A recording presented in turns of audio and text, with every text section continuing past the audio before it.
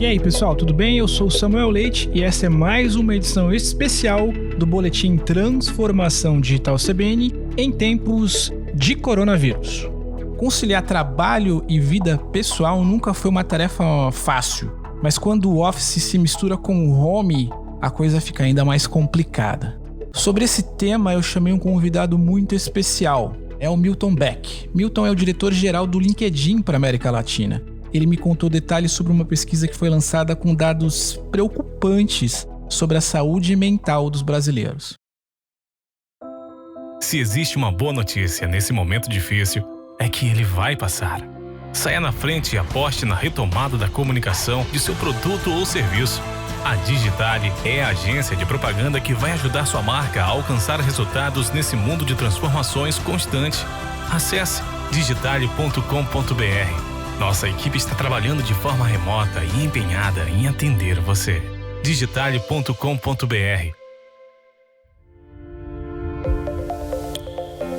Milton, seja muito bem-vindo ao Transformação Digital CBN. Obrigado, Samuel. É um prazer estar com vocês da CBN aqui. Bom, o LinkedIn publicou recentemente um estudo realizado com cerca de 2.000 profissionais brasileiros que revelou dados preocupantes sobre a saúde mental. Segundo o estudo, 62% das pessoas estão mais ansiosas e estressadas com o trabalho comparando ao momento anterior à quarentena. Milton, na sua opinião, quais que são os principais fatores que podemos atribuir esse resultado?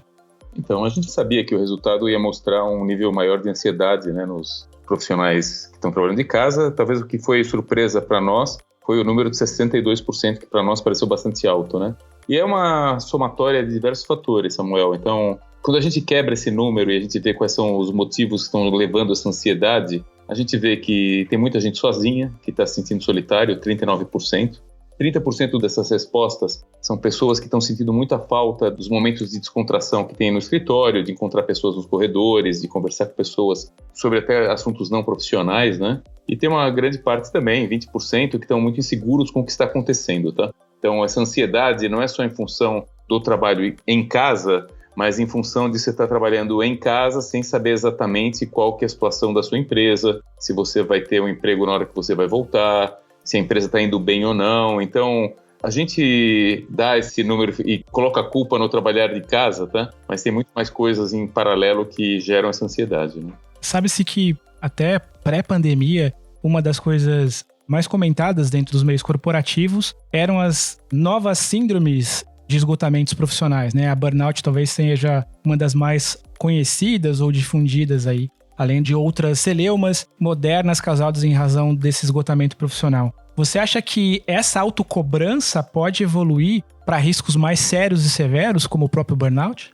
Quando a gente olha para uma organização que está passando por isso, a gente tem que separar em tratar cada pessoa individualmente. Então, quando você pensa que pessoas que têm filhos pequenos em casa estão mais estressadas porque não estão conseguindo dar conta de cuidar do filho e fazer as tarefas do trabalho ao mesmo tempo, É diferente de uma pessoa, às vezes, que está sozinha e, por causa disso, ela está sofrendo solidão, mas ela não tem essa responsabilidade com o filho, Tem outras pessoas que estão sobrecarregadas porque estão cuidando de pais ou pessoas idosas. Tem pessoas que estão trabalhando em ambientes com internet ruim. Então, assim, os motivos de estresse são vários, Tem um monte de fatores que podem contribuir para estressar e fazer com que as pessoas entrem eventualmente no modo burnout, Mas eu acho que as pessoas também estão trabalhando mais, Samuel, e a nossa pesquisa mostrou que 68% dos que responderam estão trabalhando mais, um quarto deles estão respondendo e-mails, mensagens assim que elas chegam.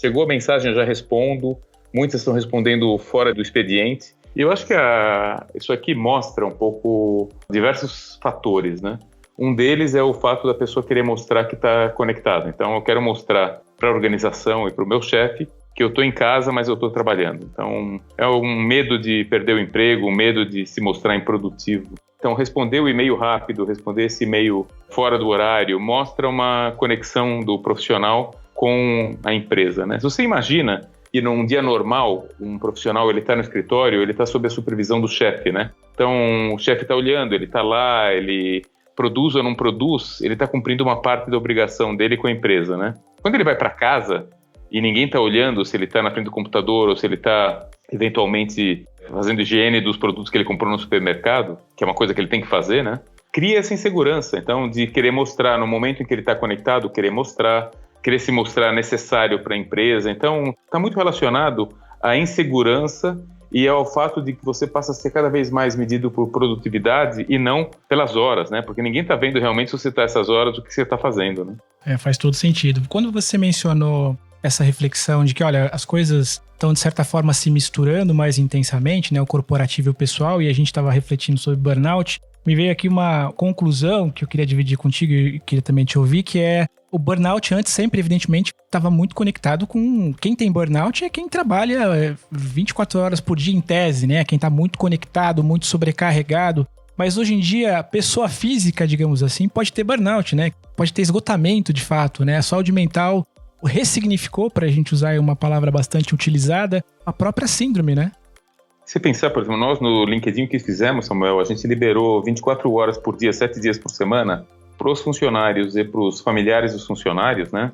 Familiares diretos, acesso a uma rede de psicólogos, né? E terapeutas, para poder discutir e levar esses problemas e eventualmente se tratarem, né? Cada pessoa, a gente viu, tá sentindo a pandemia de forma diferente. Então, tem gente que leva melhor, tem gente que leva muito pior. Então, é uma coisa individual. E como eu te falei, as condições de trabalho de cada um em casa são muito distintas, né? Então, tem pessoas que estão tranquilas, que já trabalhavam de casa, que isso aqui é uma rotina, mas tem pessoas que realmente têm, às vezes, filhos pequenos, não consegue conciliar. Você não consegue simultaneamente trabalhar com seu companheiro ou companheira, mais uma criança, mais os cuidados com a casa que muitos hoje têm que fazer porque eventualmente as auxiliares não estão vindo, tá? Então você tem que fazer coisas que você não fazia com relação à higiene, limpeza, comida e etc. Mas o seu trabalho que não para, né? E aí você tem uma criança que não está indo na escola. Então as situações para gerar estresse estão aí, né? Então quando a gente fala assim em home office, o que a gente está vivendo hoje é uma situação muito diferente do que a gente falaria 6 meses atrás ou 1 ano atrás como home office. Então home office seria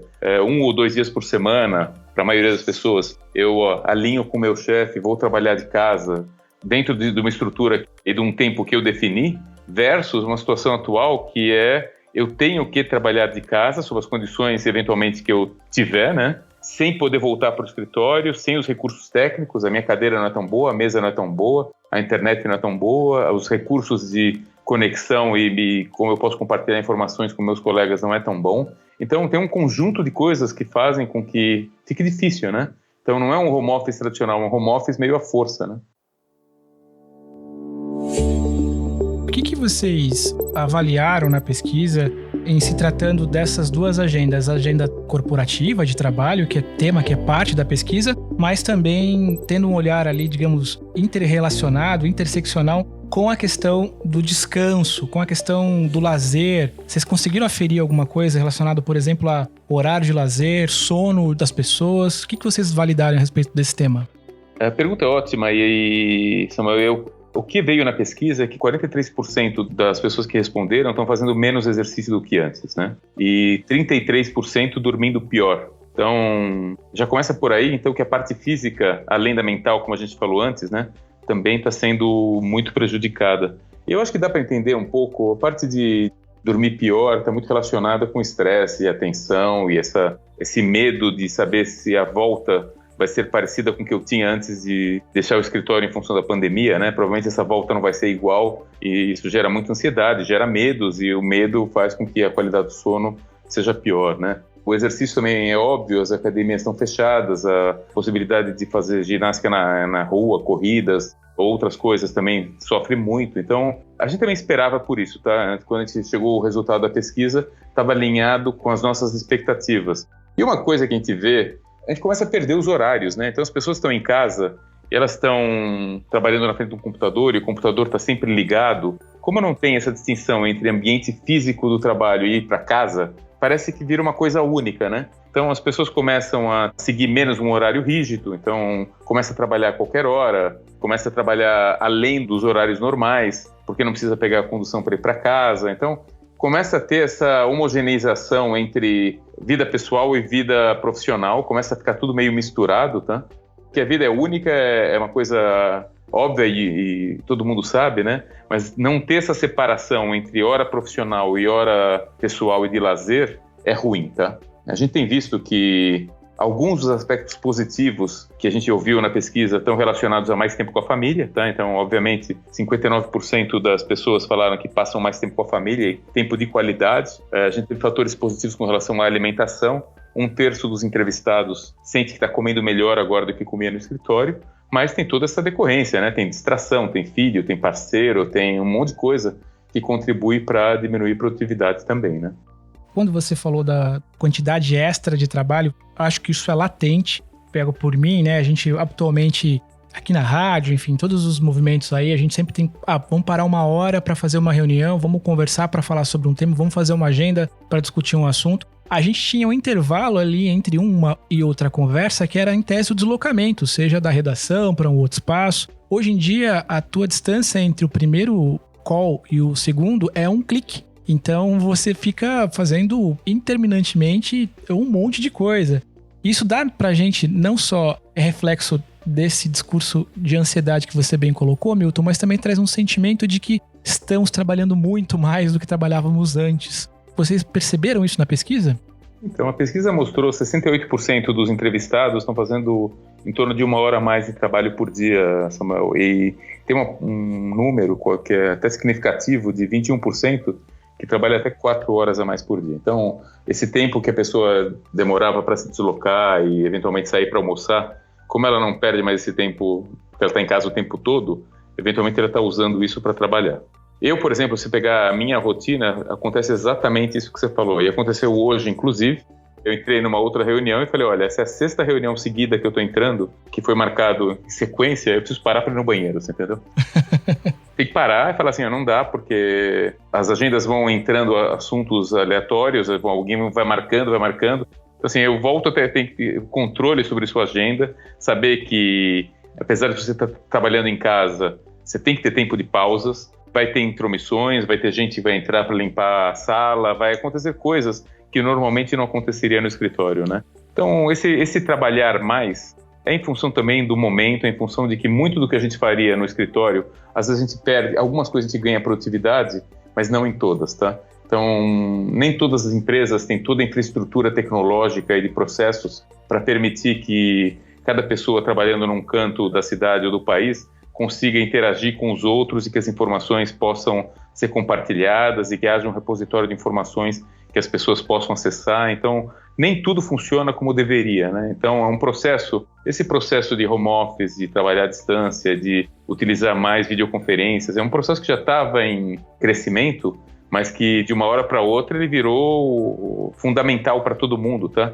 Então, houve uma aceleração, né, em como esse processo se implementou e talvez não de forma ótima para todo mundo, né? Então, algumas empresas que já estavam na área tecnológica, que estão mais acostumadas com isso, enfrentaram mais fácil.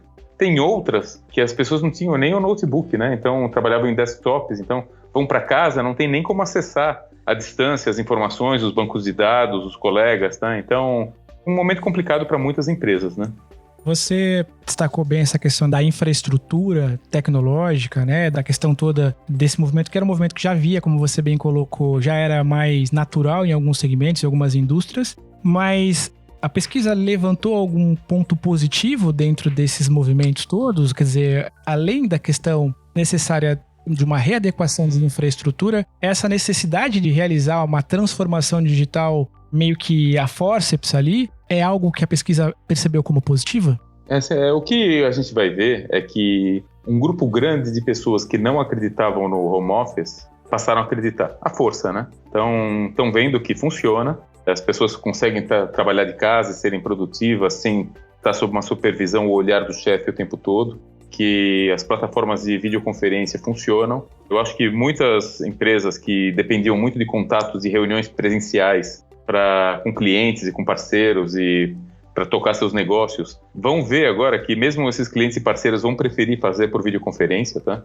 Eu conheço colegas meus da indústria automobilística que falavam que tinham pessoas que viajavam para uma cidade ou para outra para fazer uma reunião de 1 hora, né? E agora, como não podem, estão fazendo por videoconferência e estão vendo que o que eles demoravam um dia para fazer, estão fazendo em 1 hora e está funcionando muito bem, né? Então, eu acho que esse receio de que videoconferência não substitui reuniões presenciais está se dissipando, tá? Então, pode não ser exatamente a mesma coisa, mas funciona muito bem. Eu acho que muitas empresas que tinham esse receio de seus funcionários trabalhando em home office vão ter menos receio. O uso de tecnologia vai crescer. 41% dos entrevistados falaram que vão ver um índice, um crescimento no uso de tecnologia nas suas empresas daqui para frente.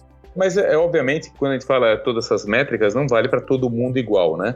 Nem todas as empresas conseguem ter a estrutura e ter uma característica de trabalho que permita esse mesmo nível para todo mundo, né? Mas eu acho que assim, as pessoas que não acreditavam em home office vão acreditar mais, e aqueles que eram apaixonados por home office vão querer voltar para o escritório, Samuel. A gente já está vendo isso, tá?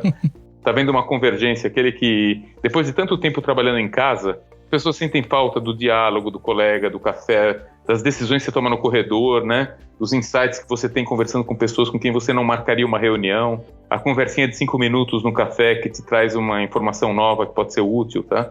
Então, o ambiente do escritório não é só um local onde você sente e trabalha produtivamente, isoladamente, né?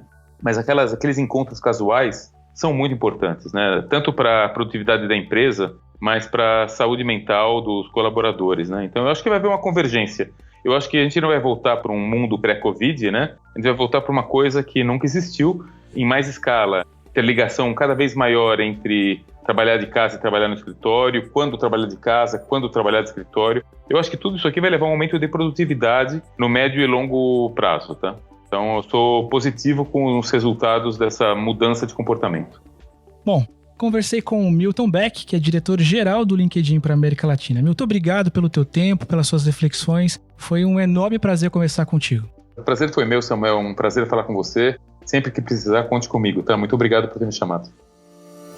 Bom, pessoal, espero que vocês tenham gostado deste novo formato do podcast. A ideia é deixar algo mais fluido, mais orgânico. Então, por favor, comentem nas minhas redes sociais. Você me encontra no @SamuelLeite, no Instagram e no Twitter.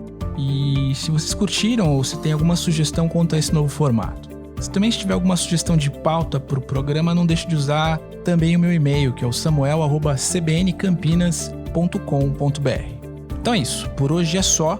Eu sou o Samuel Leite e esse foi o Transformação Digital CBN de hoje. Até a próxima.